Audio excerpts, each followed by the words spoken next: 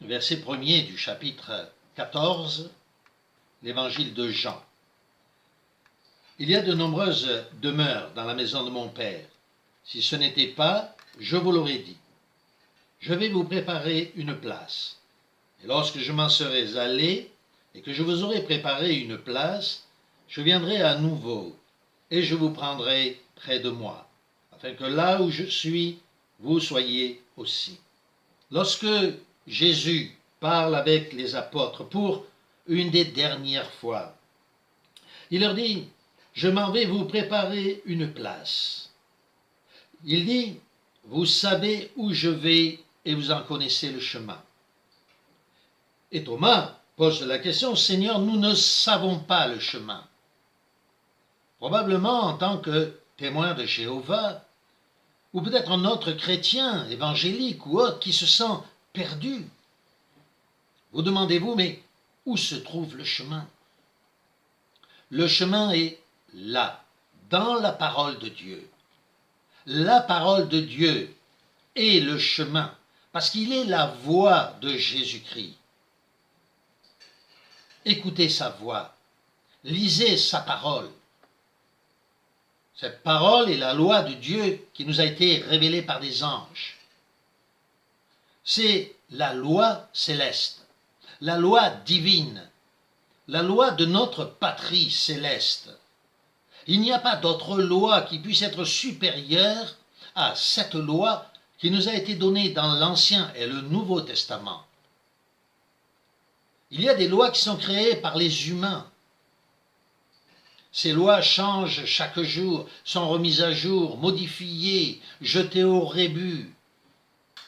La loi divine, la sainte parole de Dieu, la Bible, révélée par des anges, donnée par des anges, est la seule loi que nous voulons suivre.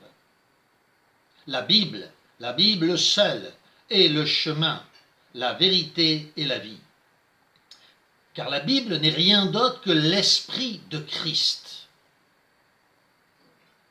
Quand on ne peut voir Dieu, on voit son Fils bien-aimé. Quand on ne peut pas voir le Fils parce qu'il n'est pas encore revenu, on peut le voir à travers l'Esprit. C'est l'Esprit qui nous révèle le Christ, qui nous révèle le Père. Oui, la Bible est le chemin, la vérité et la vie. Il n'y a pas d'autre voie, il n'y a pas d'autre chemin que de suivre l'enseignement de l'Écriture sainte, la Bible. C'est pourquoi Jésus-Christ nous dit à travers l'apôtre Jean, « Aimer Dieu, c'est observer ses commandements, observer sa parole. » Si nous observons sa parole, si nous suivons ses commandements, alors nous prouvons que nous nous soumettons à l'Esprit de Christ, donc à Christ lui-même, c'est-à-dire à Dieu à travers Jésus-Christ. Un peu plus loin, vous avez noté dans notre lecture, n'est-ce pas, que Jésus dit, montre-nous, que Philippe dit, montre-nous le Père et cela nous suffit. Quelle stupidité de la part de Philippe! Quelle stupidité, sans s'en rendre compte, bien entendu, que celle de certains chrétiens qui ne comprennent pas que lorsqu'on voit Jésus, on voit l'image du Père. On voit le Père. Vous qui me voyez là, aujourd'hui, car je parle avec vous, cette image qui vous parle, c'est moi. Il n'y a pas d'autre chose que moi. Celui qui voit cette image me voit.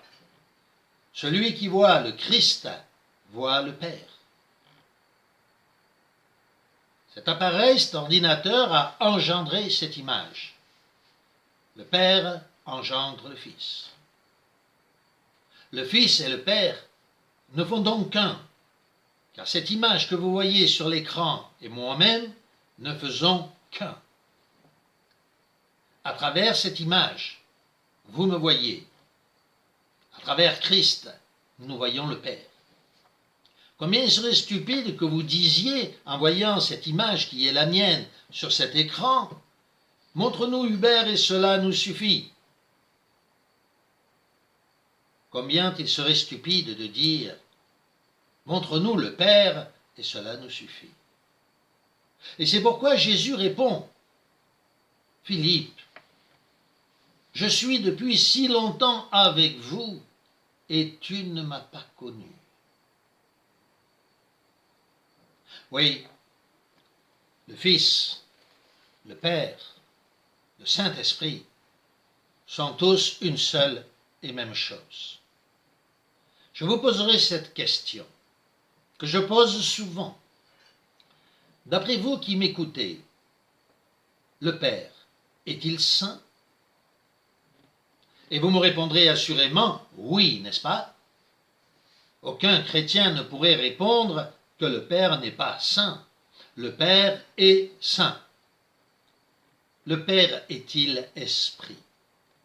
Toute l'Écriture sainte affirme que le Père est esprit. Non pas un esprit, comme la confusion pourrait se faire en français. Non, non, le Père est esprit. Un esprit qui remplit tout l'univers. Le Père est vent, le Père est force, le Père est esprit et le Père est saint.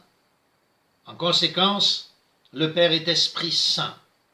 Et contrairement à ce qu'affirment les témoins de Jéhovah, 1 plus 1, c'est-à-dire le Père plus l'Esprit Saint, ne font pas 2, mais toujours 1. Car le Père est, et le Père est Esprit, et le Père est Saint. Le Père est un, il est Esprit Saint, il est le Père. Même si, comme nous venons de le voir il y a quelques instants, lorsque nous ne pouvons pas voir le Père, c'est à travers l'Esprit que nous le voyons. Et puisque le Christ est image du Père, tout comme sur cet écran, selon ce que nous disons et répétons depuis tout à l'heure, cette image et moi, nous sommes un. Le Père, le Fils, l'image, et l'Esprit Saint ne sont qu'un seul et même Dieu, même si nous pouvons les décliner sous 3 hypostases différentes.